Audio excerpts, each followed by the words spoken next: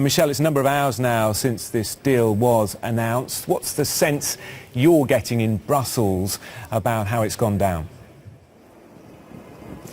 I certainly think in terms of the institutions, the officials here, there's a great deal of relief. There was frustration and concern. You saw this morning Michel Barnier, Jean-Paul Juncker, also Donald Tusk, all saying this is good, we've got to this point, we can move on to phase two, but also making the point there's a great deal of work to be done. There are many outstanding issues, and certainly we've heard from organisations, for example, representing British citizens in the European Union, saying they're not very happy at all. They think it's a very bad deal, and there are many issues in terms of citizens' rights that are still outstanding. Now, a man who's got some very strong opinions on what has happened and the move to phase two is the gentleman standing beside me, Michael Bellingham, who's actually the chief executive of the Pet Food Manufacturers Association. You happened to be in Brussels today, visiting the European Commission, visiting the Irish and the British delegations here to get some answers in terms of trade and worries for you in the future.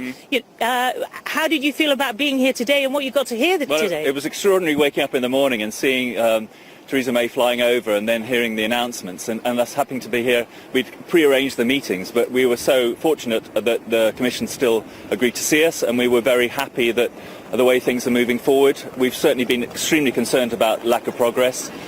I mean, the 60 million pets in the UK did not vote for Brexit, and they still want to have high welfare standards. They still want to have the products they have access to now. And so we're relieved that we're moving forward, because we felt that we were going to have some of the companies in the UK, we're going to have to take some decisions based on this potential cliff edge. And hopefully now this gives us a bit of relief, and we have some sort of transitional period which allows us to put those things into place that we need to do.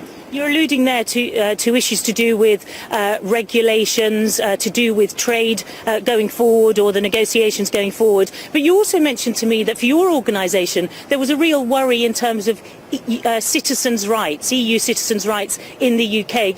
Give us a sense of that. Well, I mean, people may not be aware that if you're producing pet food, it's using meat come from animals that are slaughtered under veterinary supervision. So that's all meat, and then we use the byproducts. But those vets, over 90% of them are from the EU, and so we were really concerned that their rights, their future needed to be sorted out. I'm hoping this will be the case. I mean, over 30% of all vets are from the EU, and they're looking after our pets and our animals. So hopefully they are given encouragement to stay, and we need them in the UK.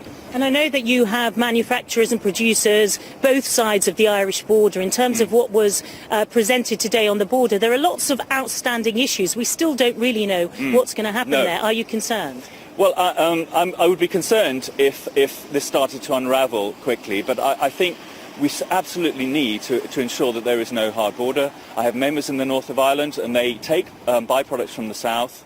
They utilise them, and then they send them back again if they've got a market there. So we cannot have a hard border in the north, because that's how business works, and it would be hugely problematic otherwise. Michael Bellingham, thank you very much indeed. So it looks like, if it's sanctioned by the European Council next week, that things will move to phase two, that the discussions about initially transition and then trade can proceed, but as I was saying earlier, lots of issues still outstanding, and that's going to complicate this second phase, because that was already going to be even more difficult than the first phase, and we've now got things hanging over from the first phase going into that second phase. It's going to be very difficult.